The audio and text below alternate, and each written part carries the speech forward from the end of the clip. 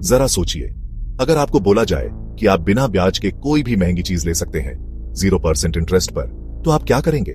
Mobile, TV, AC, sofa, आज हर जगह लिखा दिखता है 0% इंटरेस्ट EMI अवेलेबल। लेकिन क्या आपने कभी सोचा कि यह ऑफर इतना अच्छा क्यों दिखता है और फिर भी इतने लोग कंगाल क्यों हो जाते हैं? आज हम जानेंगे कि ये 0 इंटरेस्ट EMI असल में कैसे काम करती है, इसका असली सच क्या है और ये क्यों एक बड़ा फाइनेंशियल जाल है। अगर आप इस वीडियो को अंत तक ध्यान से देखेंगे तो आप वो गलती नहीं करेंगे जो लाखों मिडिल क्लास लोग हर महीने कर रहे हैं और अपनी पूरी कमाई सिर्फ EMI में डुबो रहे हैं। तो चलिए शुरू करते हैं। फाइनेंस फॉलो में आपका स्वागत है, जहां हम पैसों की दुनिया को साधारण भाषा में समझते हैं ताकि आप कोई भी गलत आर्थिक फैसला न लें। अब सवाल ये उठता है कि 0 इंटरेस्ट EMI का मतलब क्या होता है? सीधे शब्दों में, आप कोई चीज आज ले जाइए और उसका पेमेंट किस्तों में कीजिए, बिना किसी ब्याज के। सुनने में कितना अच्छा लगता है ना? पर सच्चाई क्या है? चलो एक उदाहरण से समझते हैं। मान लीजिए आपने 50,000 रुपये का एक मोबाइल देखा और उस पर लिखा है 0 इंटरेस्ट EMI, सिर्फ 5,000 रुपये प्रति महीने, 10 महीनों तक। आप सोचते हैं बढ़िया है, ना कोई ब्याज ना एक साथ बोझ। पर अब हम पर्दा उठाते हैं। असल में होता क्या है?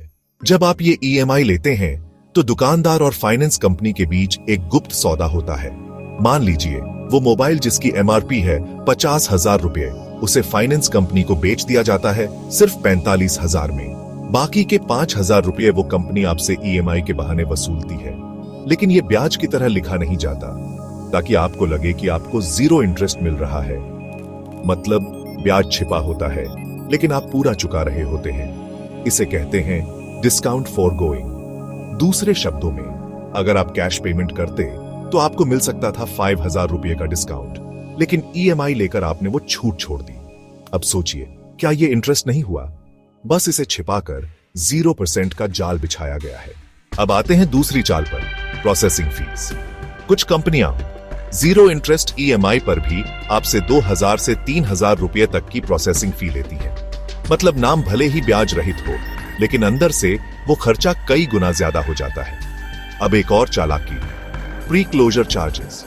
अगर आपने सोचा कि EMI जल्दी चुका देंगे तो बचत होगी, तो रुक जाइए। ज्यादातर कंपनियां आपसे कहेंगी अगर आप EMI जल्दी बंद करना चाहते हैं तो एक्स्ट्रा पेनल्टी चार्जेस देने होंगे। यानी फायदे का तो कहीं नाम नहीं है, उल्टा आप अपने पैसे खुद खो बैठते हैं। अब सबसे बड़ा सवाल, तो ये कंपनियां 0 इंटरेस्ट EMI क्यों चलाती है? क्योंकि ये EMI एक माइंड गेम है। मान लीजिए आपको एक AC चाहिए पर आपके पास सिर्फ 20,000 रुपये हैं। अब 0 इंटरेस्ट EMI आती है और आपको कहती है सर सिर्फ 3,000 की EMI देंगे और आज ही घर ले जाइए। आपका दिमाग कहता है इतना आसान है तो क्यों ना ले लो। बस यहीं पर आप फंस जाते हैं। अब आपने वो चीज ले ली जिसकी अभी जरूरत नहीं थी, सिर्फ EMI के झांसे में। इसलिए इसको कहते हैं लाइफस्टाइल ट्रैप।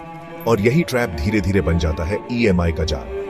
आप सोचते हैं सिर्फ एक EMI है, फिर एक और मोबाइल, एक फ्रिज, एक वेकेशन, एक वॉशिंग मशीन, और देखते ही देखते आपकी आधी तनख्वाह सिर्फ EMI में चली जाती है। और आप कहते हो महीना निकलता ही नहीं। अब सबसे अहम बात, 0 इंटरेस्ट EMI आपके क्रेडिट स्कोर को कैसे नुकसान पहुंचाती है। अगर आप हर जगह EMI पर खरीदारी करते हैं तो आपके क्रेडिट प्रोफाइल पर यह दर्ज होता है कि आप बार बार लोन ले रहे हैं। अगर कोई बड़ा लोन जैसे घर का लोन लेना हो तो बैंक पूछेगा इतनी सारी छोटी छोटी EMI क्यों है। आपका क्रेडिट यूटिलाइजेशन रेशियो बढ़ जाता है, जो बैंक के लिए नेगेटिव सिग्नल होता है। मतलब 0 इंटरेस्ट EMI आपकी भविष्य की लोन एलिजिबिलिटी को भी खराब कर सकती है। अब आप सोच रहे होंगे तो फिर क्या करना चाहिए? सीधी सलाह, EMI तभी लें जब वह आपके जरूरत की चीज हो और आपके पास कोई और विकल्प ना हो। अगर खरीदारी को 2-3 महीने रोक सकते हैं तो वो EMI की जगह पैसे जोड़ें और कैश पेमेंट करें। प्रोसेसिंग फी, डिस्काउंट लॉस और हिडन कॉस्ट का हमेशा हिसाब लगाएं और तभी EMI लें अगर वो वाकई फायदेमंद हो। और सबसे जरूरी बात, EMI कभी भी लग्जरी सामान के लिए नहीं लेनी चाहिए, सिर्फ जरूरी चीजों के लिए। आप EMI की बजाय खुद को हर महीने पैसे बचाने की आदत डालिए। ब्याज न देने की बजाय ब्याज कमाने वाला इंसान बनिए। अगर आपको ये वीडियो उपयोगी लगा हो तो कृपया इसको लाइक करें, अपने दोस्तों और परिवार के साथ शेयर करें और ऐसी ही जरूरी फाइनेंशियल जानकारी के लिए फाइनेंस फॉलो चैनल को सब्सक्राइब जरूर करें। नीचे कमेंट में बताइए, क्या आपने कभी जीरो इंटरेस्ट ईएमआई लिया है और क्या आप उसमें फायदे में रहे या नुकसान में। धन्यवाद।